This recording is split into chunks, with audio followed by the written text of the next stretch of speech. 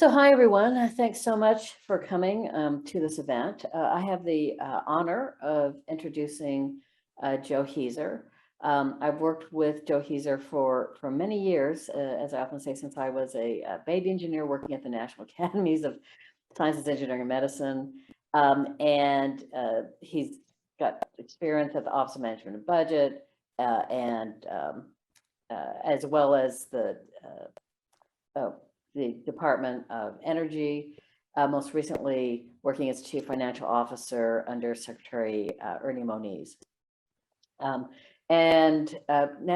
Secretary Moniz and Joe Hezir have an organization called the Energy Futures Initiative. It's a nonprofit organization that's doing a whole bunch of really great studies on issues related to the energy of our country and the world and combating climate change.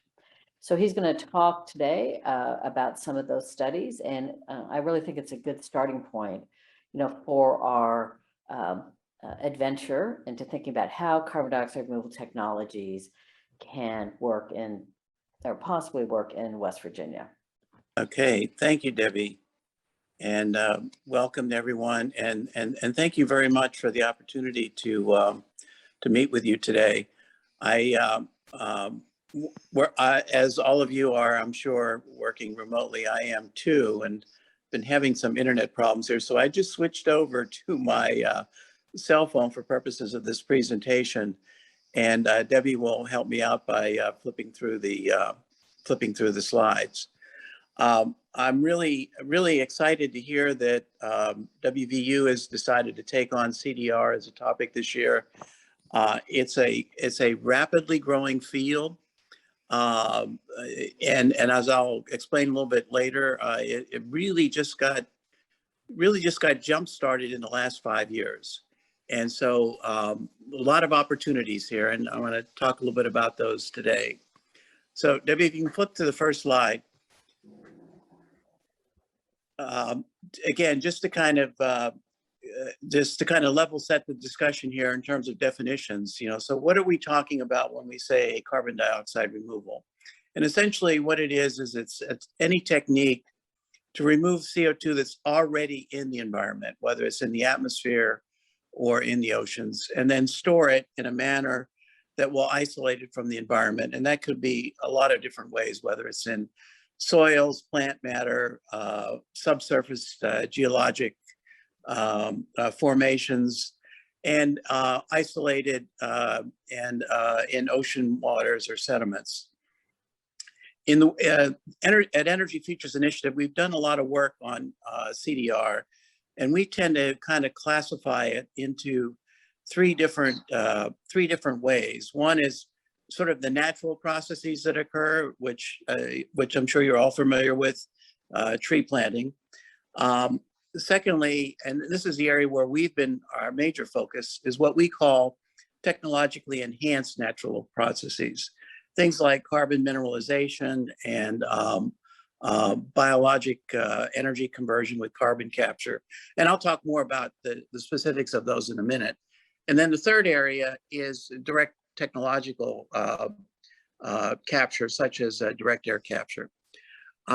What we don't talk about with CDR and what we do not include within that category are things like what I'll call point source capture, capturing CO2 as it's being emitted from fossil fuel combustion, or we don't include things that involve modification of weather or climate, such as trying to manipulate solar radiation matter. Although, and not saying those are unimportant, but we don't include those within the scope of CDR. Next slide, please. So why is CDR important? Well, I think as all of you know who have been following what's been going on climate change policy, the world is increasingly focused on targeting a goal of trying to limit global warming to less than 1.5 degrees centigrade, and in doing so, trying to get to a point where we would have zero net greenhouse gas emissions by mid-century. The challenge is that when you look at conventional ways to mitigate greenhouse gas emissions, they only get you so far. And even there is going to require a great deal of innovation. There'll simply be certain areas of the economy that'll be very difficult to decarbonize, whether some of them in industry, some of them in agriculture, aviation, some transportation modes, et cetera.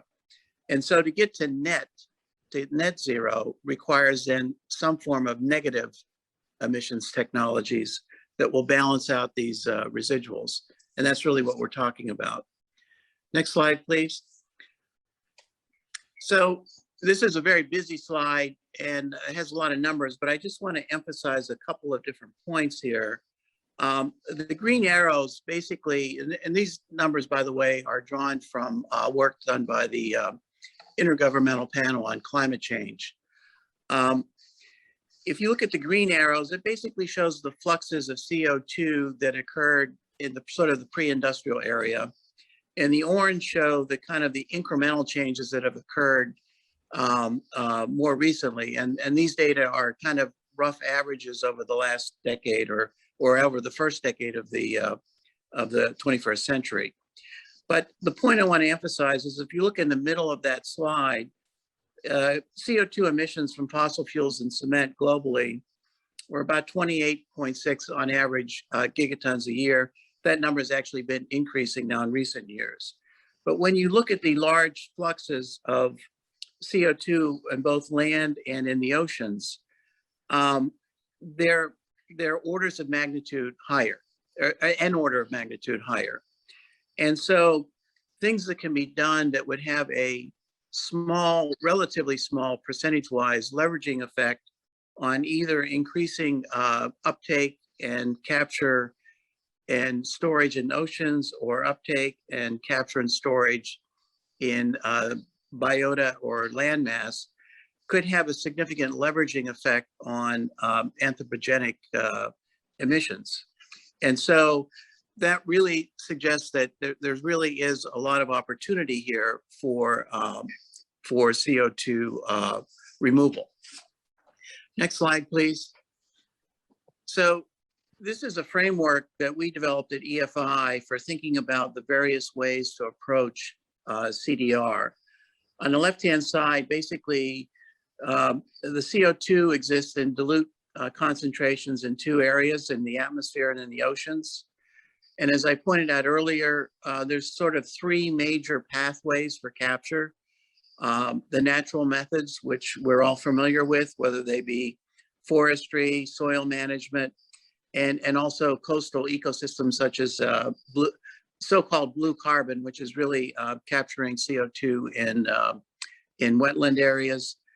The technologically enhanced methods that have been the main focus of a lot of the work that we've done at EFI, looking at forms of mineralization, identifying and doing research on advanced crop cultivars that have enhanced CO2 capture capabilities, bioenergy with carbon capture, and then on the oceans, both ocean fertilization and alkalinity enhancement.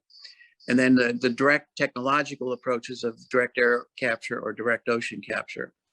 And then on the right side, then once you capture the CO2, what do you do with it? And clearly, again, there's sort of three major pathways there, one being conversion and disposal, in terms of either utilization in some form of a useful product, disposal either in subsurface geologic formation, or disposal in the oceans in a way that it is not, that renders the CO2 basically inactive. And then last but not least, recycling and replacement, including things like recycling CO2 into fuels. Next slide, please. So at EFI in 2019 and 2020, we did a series of 4 studies. And I'm just going to highlight some of the findings that came out of that work. And again, as I said, really the most serious attention to CDR began actually in about 2016, which was the first major report on the topic by the Department of Energy. And then in 2018, there was a major study launched by the National Academy of Sciences to begin to explore these various scientific pathways. And then at EFI, we began the report in 2018, 2019 to take a lot of the work that the Academy did and really begin to translate that into actual research programs. And that was the Clearing the Air report. And we followed them up in 2020 with 3 separate reports, smaller reports, on specific pathways I'll talk about in a moment. Next slide, please. So in our 2019 report called Clearing the Air, we presented, recommended a major federally funded research, development, and demonstration program that would encompass all forms of direct capture and technologically enhanced capture of CO2. We identified capabilities, programs, and resources in 10 different research funding agencies, plus important coordination and policy responsibilities at 2 agencies in the White House, OMB and OSTP. We recommended a program that was be close to $11 billion over a 10-year period, funded through these various 10 agencies, with by far the majority of that funding going through the Department of Energy. And we put together a specific research portfolio for how to implement that program. And I'll show you more on that here in the next slide. So the program that we recommended identified 4 pathways for capture: direct air capture, the terrestrial, mineralization, and coastal and oceans. We identified 2 major pathways for CO2 disposition, whether it's geologic or CO2 utilization. And then we identified some very important cross-cutting programs in systems analysis, data collection, modeling, and in large-scale demonstration activities. So the portfolio that we identified had 27 different elements that span those 10 agencies. So it's a very comprehensive program. That program, going on to the next slide, really began to spur some action in Congress, particularly in the Department of Energy, but most of it was focused on primarily direct air capture. And direct air capture has been an area that I think when people think about CDR, that's probably the first thing that they may come across. And we have a situation in direct air capture where we have sort of a nascent industry beginning to develop. We have 3 major companies globally that are working in this area: Climeworks, Carbon Engineering, and Global Thermostat. Global Thermostat being US, Carbon Engineering Canadian, and Climeworks being the first, which was a Swiss-based company. They are all doing small pilot plant development work right now in direct air capture, and they're all raising money and working with various partners to expand that work and beginning to branch into larger scale commercialization. In the top box there on the left, in our report, we identified a number of research priority areas that we thought really needed to occur to really mature this technology. And the 2 major ones there in the first 2 bullet points, in terms of better materials for carbon capture, both sorbents and solvents, and also just much improvements in engineering development in the design and the manufacturing of equipment, and also dealing with the energy requirements for direct air capture, because direct air capture is an energy intensive process in and of itself. So the amount of energy and the source of that energy can detract from the amount of CO2 that is actually captured. But what we're seeing now is that the private sector is gearing up a lot of interest in this area. You have some of the major oil companies now investing in projects, particularly thinking about using the CO2 in enhanced oil recovery. And then you have a number of companies that are looking to move voluntarily to a net zero carbon footprint, who see the need for direct air capture to kind of address that last increment, if you will, of mitigation that's needed to get to the net zero. So if you go on to the next slide, when we saw that there was a lot of interest beginning to develop in direct air capture, we decided to do some further work in the other pathways that we called, for lack of a better word, the frontier areas that have gotten much less attention. And we did a series of 3 reports in 2020, and we did it in a different way. And that is that what we did is that we went out and found some expert leaders in each of these areas, and we asked them to organize workshops of who they saw as experts in the research community, to bring them together to put together additional recommendations for what should be done in those 3 areas. And we involved over 70 experts in a series of a half a dozen workshops.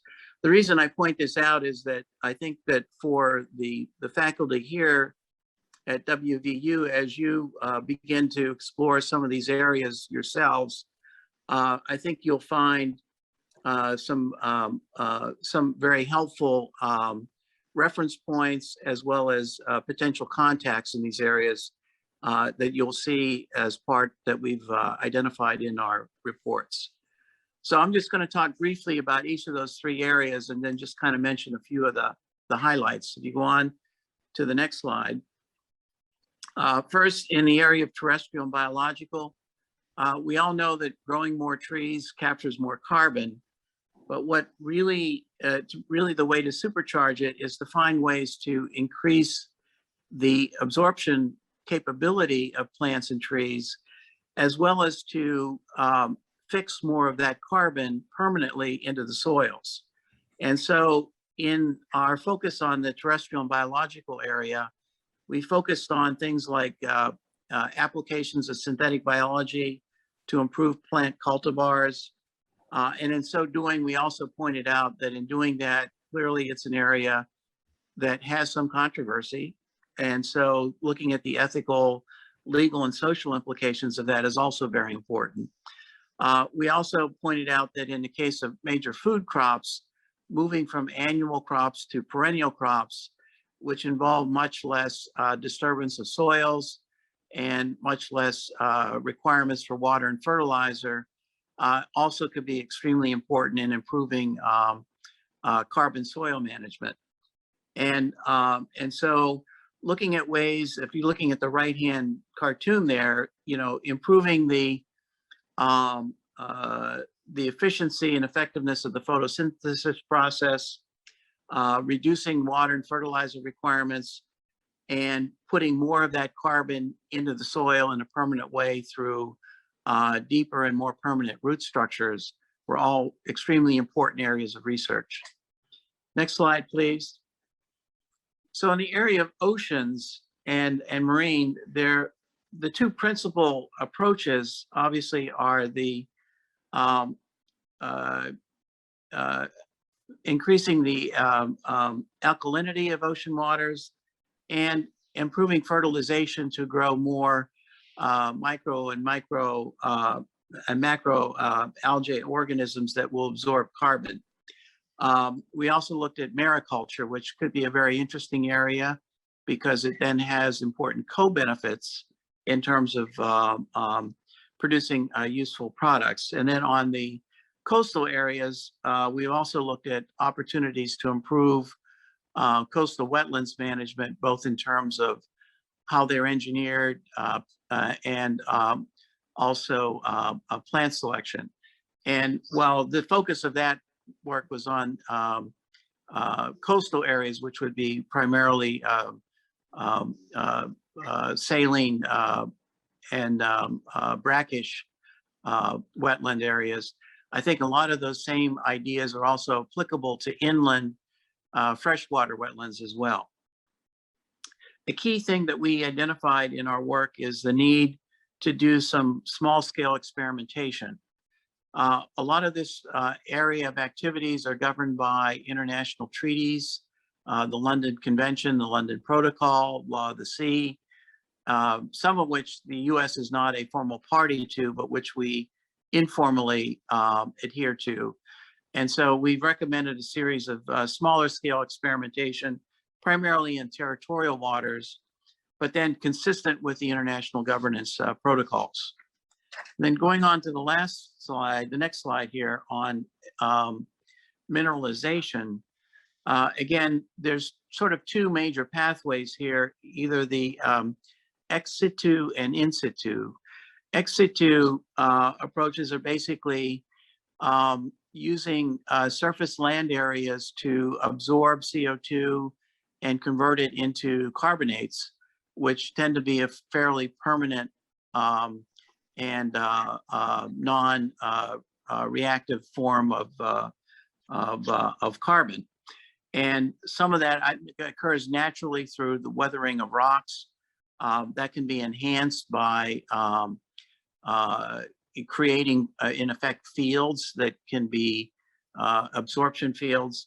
There's also an opportunity in ex situ mineralization to use a lot of industrial waste that do have the capability to absorb CO2, both mine tailings and industrial waste. And I think this could be an important area, looking at the kind of the West Virginia landscape, that could be an important possibility. The in situ options involve first capturing the CO2 from the atmosphere or some other source, and then injecting it into a subsurface formation. Currently, the focus of subsurface injection of CO2 has been either to inject it into oil and gas fields for enhanced recovery purposes, or to inject it into saline aquifers. But it can also be injected into rock formations, where again it undergoes chemical conversion to carbonates and is permanently stored.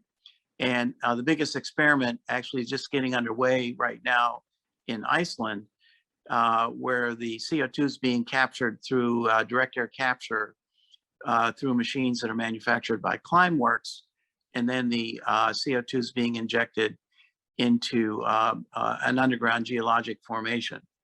And again, as you might imagine, opportunities for things like applying fracking technology to prepare and enhance the capability of these geologic formations to accept CO2 could be also an important technological pathway. Next slide, please. I just want to say a point about the economics of CDR and how they would interface with and complement CO2 mitigation measures. Looking at the chart beginning on the left-hand side, when the National Academy did its work back in 2017, 2018, and early 2019, they did some very back of the envelope estimates, and it was an extremely wide range, anywhere from $50 a ton up to $5,000 a ton for capturing CO2 through various CDR approaches.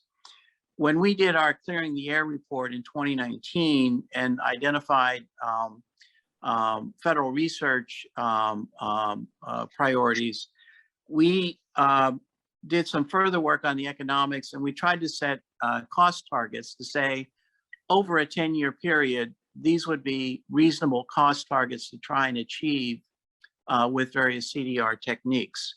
And again, I think some of them, like the oceans and terrestrial, could be very inexpensive, less than $50 a ton. The direct air capture one, we were looking at a target of about $200 a ton. And I think right now, some of the work that we're seeing being done by Carbon Engineering is also looking at that same cost target for their early commercialization. BECCS, we thought could be done at less than $100 a ton. Weatherization or mineralization is one that still has a wide range depending upon whether you're looking the type of waste and the technique. It's one that's probably the least defined, quite frankly. And so we still have a wide range there. But the reason I point this out is that in thinking about opportunities for innovation and developing and commercializing and deploying at large scale CDR, it can be done in a way that can begin to dovetail in with, if you will, the cost curves for various forms of mitigation, and could become economic with various incentives like tax credits and carbon pricing. So the last slide, going on to the last slide on looking at what's happening at the federal level in terms of CDR policy activity.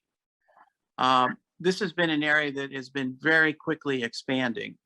And as I mentioned to you, the major studies have been done really only in the last several years.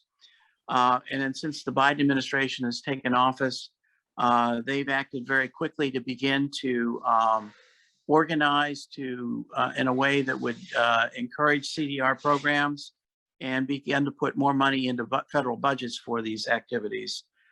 Within DOE, we've had the Office of Fossil Energy and Carbon Management, which is now taking on CDR as one of its mission areas. We have the Office of Clean Energy Demonstrations, which is a new office, not yet stood up, but will be stood up soon. We had some CDR related FOAs.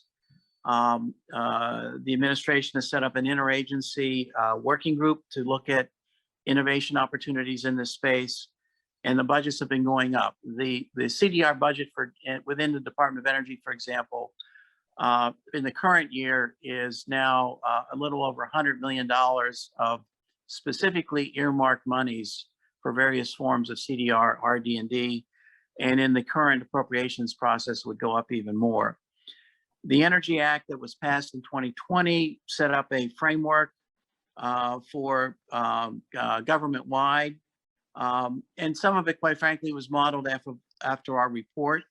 They also expanded this incentives for direct air capture, creating a prize program, and funded a number of CCS pilot projects. And there's two major bills that are currently pending in Congress that would expand these opportunities even much further. The bipartisan infrastructure bill has a number of provisions in it for demonstration programs and for funding for the CO2 pipeline infrastructure needed to link together the capture and the storage. Has regional hubs, and finally in the reconciliation bill, which is just being put together in the House of Representatives right now, expanded tax credits and financing provisions to really encourage large-scale deployment. So it's a kind of a rapidly growing field. There's many different pathways there. I think that obviously some of those pathways are maybe more amenable to application in West Virginia and to the work of WVU than others. But I think that if you look across that landscape, you'll see that there's a multitude of opportunities, and look forward to seeing the work that you're going to be doing in further defining and developing those opportunities. So with that, let me turn it back to Debbie. Yeah, thanks, Joe. So we really only have just a few minutes for questions. So if anybody has any burning questions, can you please put them in chat? I'll just provide one to sort of get things started. So Joe, what would be your advice to this group? This will be about a year-long project in terms of, when you think about all the different CDR technologies, what really strikes you as the ones that we should really think about? Off the top of my head, I would suggest three areas. One is clearly in the, I'll call it biological terrestrial area. I mean, I think as Dr. Gee mentioned, the state has a large area of forest lands, and questions about whether there's opportunities to enhance forest management to improve carbon capture there. I understand there's also large areas of inland freshwater wetlands that I think also present an interesting opportunity. I think a second area is in the area of mineralization. And I mentioned, for example, the use of mine tailings and industrial waste as a resource to capture and store and convert CO2 to carbonates. And I would think there would be some very interesting both research, demonstration, and deployment opportunities there. And I think the third area, and I think this is probably one that maybe there already is some work going on in, is in looking at the geology of the state, opportunities for geologic sequestration, whether it's saline aquifers or mineral deposits where CO2 can be injected. And I know that's probably an area that DOE is probably most focused on right now, and I think probably at the National Energy Technology Laboratory. And again, I would say, given the expanding programs at DOE, looking at opportunities to link in with the work being done at NETL would be, I think, would be very, very important. Okay. So we have two questions, but we're kind of out of time. So maybe you can just do a rapid fire response. Okay. So the first, because I think I'm guessing I almost know your answer to the first one, which is, Okay. when will the carbon tax be passed? I can't. Rapid fire answer is I don't know. I don't think it'll be part of budget reconciliation. I think that at this point, the Biden administration is not supporting the tax. I think they'd rather work through incentives and regulation rather than taxation. And so I think that's going to be the main focus here in the near term. Okay. And the next question is, what do you see the potential for utilization in terms of particularly chemical feedstocks?